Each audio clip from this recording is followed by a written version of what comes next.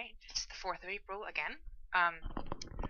And this time I'm going to talk about the end of all things. So all 6 Lord of the Rings and Hobbit movies are out with extended editions now. So somebody here in the Tolkien group called Welly Moot, I think it's probably one of the bigger groups, Tolkien groups in the world, but it's very prominent here in Wellington, Welly Moot, and Jack decided that he wanted to watch all 6 extended edition movies in a row. And if he was going to do it, why not invite a bunch of other people to do it? So they, through a lot of work, organized at the Roxy Cinema, which is Richard Taylor's personal cinema, what they called the End of All Things Lord of the Rings Marathon.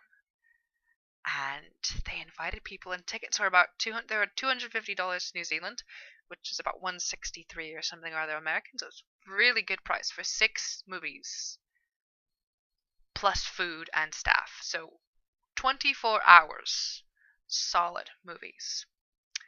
I bought these tickets the day they came out because I'm going. I was so excited when I was like, "Oh, I'm going to be there." It's going to be in March. I'm going to be there. I was very excited, and so I bought the tickets. But they set it up so you'd watch Return of the King, the 3 Lord of the Rings movies on the 25th, and the 25th of March is a very special day in Middle Earth because that is the day that the ring was destroyed and Sauron was defeated. It's a very important day, so it was very nice to have the Return of the King on the 25th of March. I decided that, well, a lot of people are cosplaying up for this, so I wore my brown Dirndl, which was really cool, and I just wanted to wear my Dirndl, honestly. It was like, I can be whatever I want to be, but I'm wearing my Dirndl. And I got there, and I got there, I was like the first person, maybe the third person there. Although technically Nuku was there first, but he got there about 10 o'clock, because he walked from between upper and lower hut, which is apparently about a 5 or 6 hour walk. But then he's a backpacker and didn't have enough money for a taxi or a bus, so he's German. Yeah, so the first cosplay I met was Jack himself, the man who would put it all together, and he was in a Ithilien Ranger outfit. Got the Tree of Gondor and everything, and he arrived with a couple of other people in costume, and then Kay Hoddy came along. She works at Weta. She works in rotoscoping, which has to do with green screening and color and computer. It's computer stuff. I don't know. But she came dressed as Arryn Thranduil, and she did a very good job of making her own crown. She had a wig and a long coat. It was black and very flowy, and she had a staff that she'd made herself as well. It was very nice. And more people kept showing up, and they had in the lobby of the cinema, they had from Weta a set of Rohirrim armor, Gondorian guard armor, and Uruk-hai armor, as well as some dwarvish weapons, and I believe Legolas's knives, bow and quiver, and an elven helm from the Last Alliance, and they had a replica of Sting, and they also had a large statue of Gandalf, which was very disturbing every time I walked out. Well, not really disturbing, it's just distracting. I'd turn around and there's somebody behind me, and I was like, oh, it's just you, Gandalf, hi. So, it's kind of annoying after a while. You turn around, you see somebody at the it's just Gandalf. And so, they had food. They gave us 3 meals. They gave us dinner that night, which was very good. I put pictures on the blog. I'm not going to describe the food. I don't remember. I remember there was Yorkshire pudding, and then for breakfast we had black pudding, which Kay was very excited about. But then she's from the UK, so I'm not really sure if I liked it or not. But I was too tired to tell. I didn't fall asleep. I did not fall asleep. I was sitting in the back, in the very middle. No, one row down from the back. I couldn't sit in the very back because that's where Kay was sitting in. Because in the back of the Roxy they have couches, 2-seater couches in the back, on the back row. And she wanted to sit in the very back, in the very middle, as King Thranduil, so she did. And right next to her was Annie, who was wearing a very lovely, though rented, Arwen dress, and she was very beautiful. And I sat directly in front of them and attempted to crochet the entire time, which worked during the lighter parts of the movies, but it got a little dark and I kind of didn't do very well. But it kept me awake. So during the first half of the Two Towers, so this is the fifth movie, been watching these movies for, I don't know,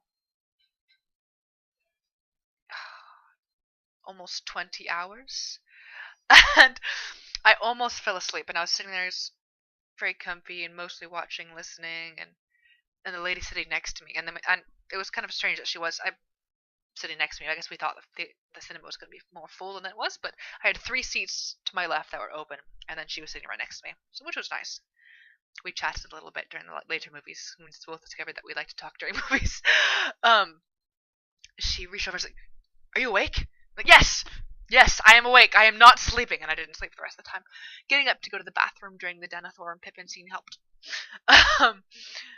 But yeah, the food was really good, and they had sugar, and they gave out free Red Bull and Coke and stuff. I didn't drink any of that. But, also free coffee. I had several hot chocolates. But they had little candies, and it was very fun and exciting, and the food was really good. And we got certificate of survivals. It's really cool. This is my name on it. I had to do it twice because he spelled my name Mollie. Who does that automatically? Anyway, it was nice of him to do these. And they're really cool. It's getting framed when I get home. It's very cool. And it was a lot of fun. And I friended Kay on Facebook because she said that she had an audiobook of The Silmarillion, and I thought, oh, that's cool. I want that. So she said she'd get it to me, and then she messaged me the next day on Saturday and said, I have an extra seat in my car. Would you like to come with us to the Pinnacles? Now, the Pinnacles are where Peter Jackson filmed something for a random movie back in his earlier career. It's also where he filmed The Past of the Dead. So I, along with a co-worker of Kay's from Weta, Natalie and Natalie's friend Chantel, who apparently all 3 of them know each other quite well. Chantel and Natalie are Canadian.